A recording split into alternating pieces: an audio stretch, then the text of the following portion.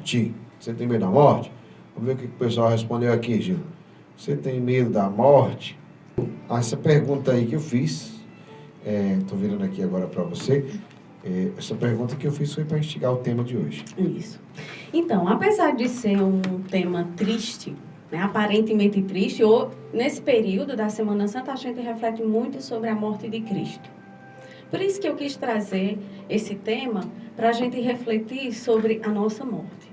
Não no intuito de trazer um sentimento de tristeza, nada disso, mas de proporcionar a todos vocês uma vida plena. A partir de algumas reflexões que hoje vai ser o dia de perguntas que vocês vai ser uma verdadeira sessão de coach, viu? Para vocês responderem internamente. Por que eu escolhi esse tema? Olha, Bela, você vai fazer análise hoje. A proximidade com a morte nos desafia. Pessoas que viveram uma experiência de quase morte, elas nunca saem dessa experiência sendo a mesma pessoa. A vida muda completamente. E é uma pergunta para a gente fazer. Por que a vida dessas pessoas que passam por uma experiência de quase morte muda? Né? Então, se deparar, viver frente a essa possibilidade da morte, que é uma certeza que nós temos, mas a gente não quer nem pensar, né? Como todo mundo diz, assim, o medo nos afasta, eu não quero nem pensar, a gente acha que nunca vai acontecer, mas é uma certeza que a gente, na consciência, a gente sabe que vai acontecer, né? Mas é muito interessante quando a gente se depara com a morte, quando a gente pensa na nossa morte. Primeiro, porque nós ficamos mais conscientes da nossa vida. A gente começa a se perguntar, qual o significado da minha vida? Qual a importância da minha vida? A gente começa a viver a vida de uma forma mais intensa. A gente começa a valorizar as pequenas coisas do cotidiano, aquelas que nos traz uma paz interior. A gente começa a avaliar, selecionar as coisas que valem a pena. Por isso que pensar na minha morte faz minha vida valer mais a pena ainda. Porque eu começo a selecionar o que vale a pena e o que não vale a pena. Se deparando com a morte, a gente reconhece o valor das pessoas. É forte essa frase aí que você disse, viu? Pensando na morte, faz a gente repensar naquilo que vale a pena e naquilo que não vale a pena. A gente otimiza a nossa vida. Coisa que a gente não pensa muito. A gente vai fazendo um monte de coisa que não vale a pena. Isso. É impressionante como nós temos uma tendência a repetir, né? A fazer coisas e encher nossa vida de coisas que não prestam. Exatamente. Que não vale a pena. E a gente sabe que não vale. E se você perguntar, você tem consciência que não vale a pena. Exatamente. Pensar na morte nos faz reconciliar com pessoas que ocupam lugares importantes na nossa vida. Quantas pessoas carregam durante toda uma vida uma mágoa por uma coisa tão pequena do pai, da mãe, e no momento da morte ou do pai ou da mãe ou da sua morte, ou se depara por uma situação dessa, vê que essa questão é tão pequena que nem valeria a pena ter passado a vida todinha alimentando. Hoje chegou uma mensagem forte aqui de Lohane, diz assim: eu já tentei me suicidar 6 vezes. Eu acho que a melhor forma agora é morrer para mim. Não aguento tanto sofrimento. Queria só saber o que eu estou ainda fazendo aqui. Não tem valor. É só uma percepção tua. Como é o nome? Lohane. Lohane, é só uma percepção tua, Lohane. Porque você tem uma missão nessa vida. Você ainda só não se encontrou. A partir do momento que você fizer todas essas perguntas para você, que a resposta está aí dentro, sobre o significado da sua vida, o seu papel nesse mundo, porque nós viemos com um projeto muito maior do que o que a gente imagina, e aí quando você se encontrar, deixar de depender da opinião das pessoas, da decisão das pessoas e criar tua vida, você vai encontrar o significado da tua vida. Você não é para ir agora.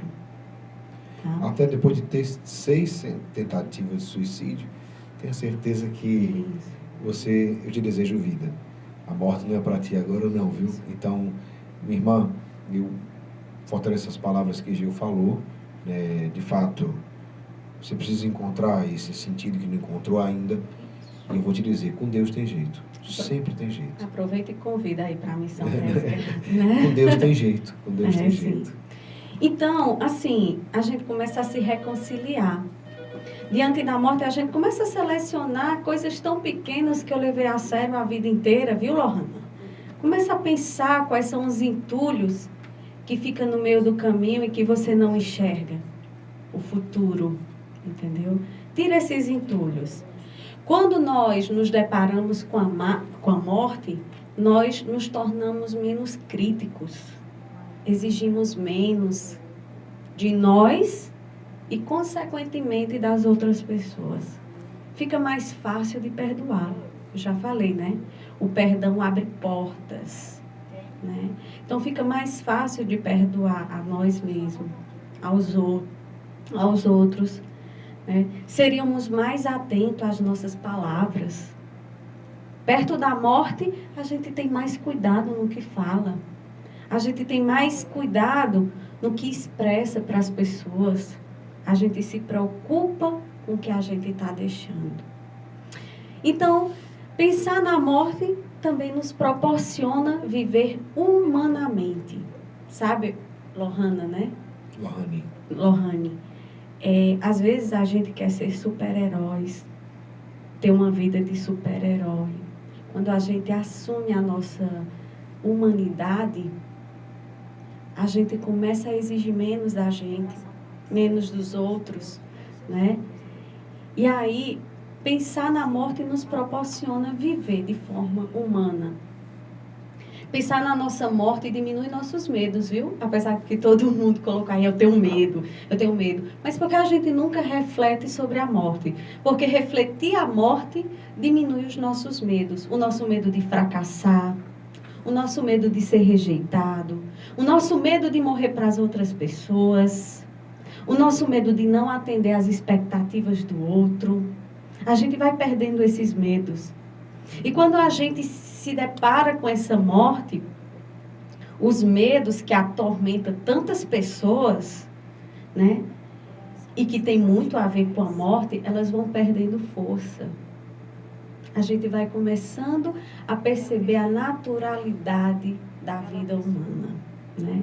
Diante da morte, o que os outros pensam para mim se torna menos importante. Não porque as pessoas são menos importantes, mas o que elas acham de mim, que nem sempre é o que eu sou, não é tão importante. O importante é quem eu sou, né?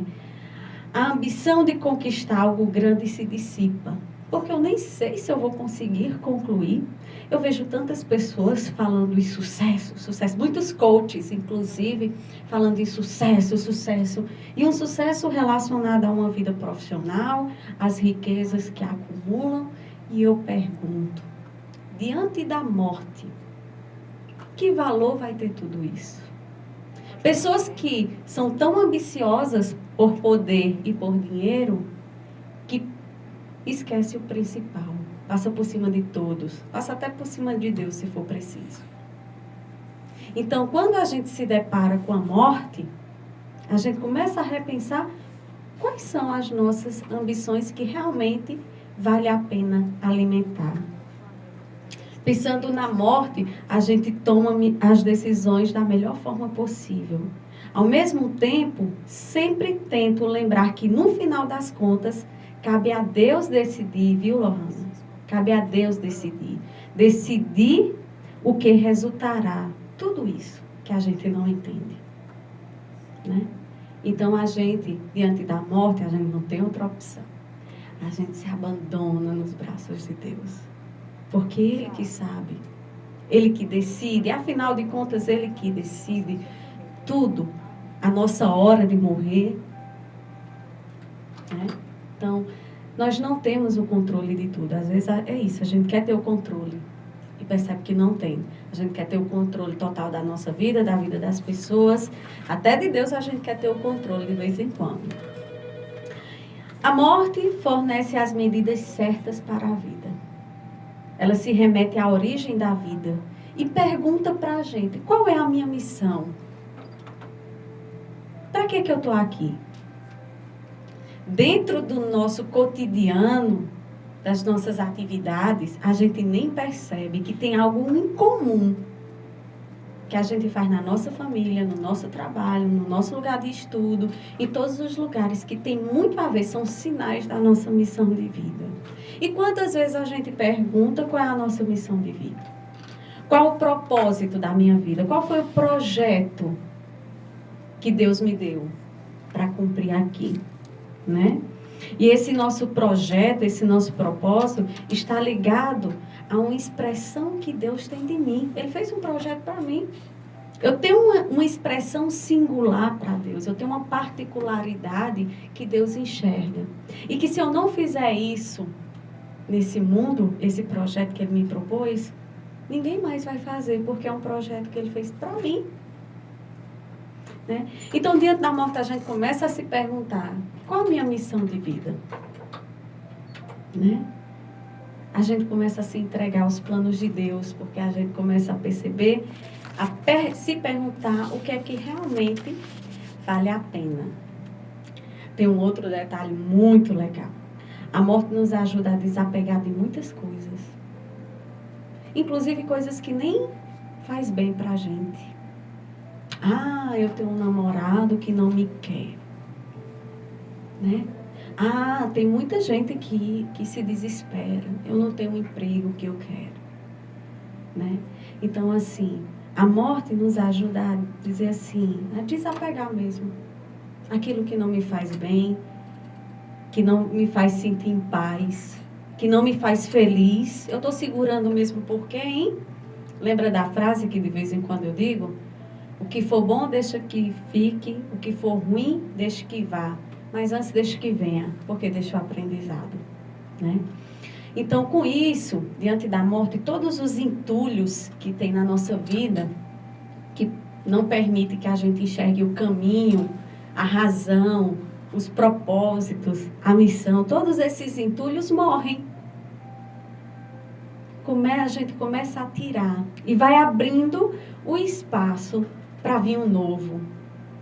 Quando a gente morre, alguém falou aí, né? Para um mundo que a gente fala, é para os valores que o mundo coloca, as regras que o mundo coloca, né?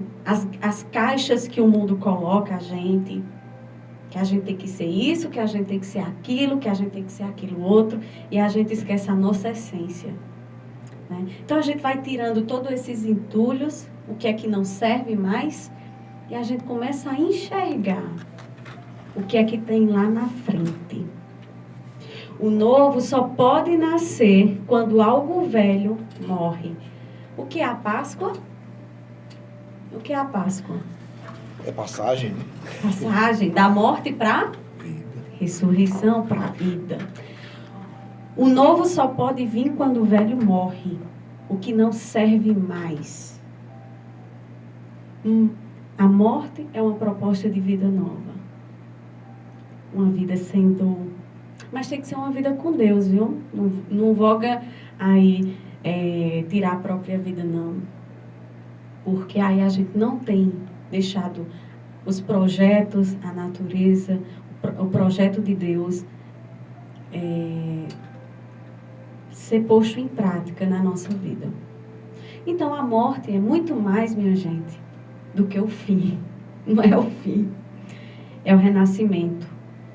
E a gente pode se propor a morrer para muitas coisas. A gente estava fazendo a leitura domingo do Evangelho e a leitura dizia que as pessoas gritavam para Jesus, crucifica-o.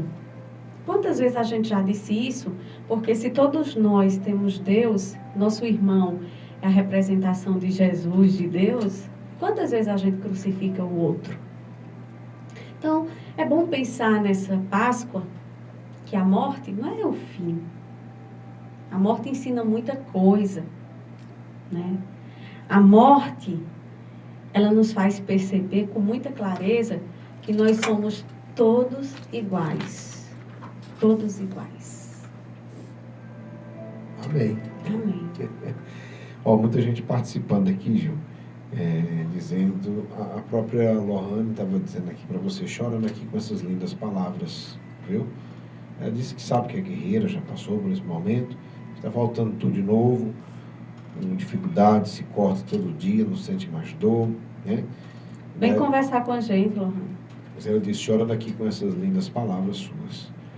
Vem conversar, vem aliviar. A gente precisa perceber que a gente não é sozinho. Verdade.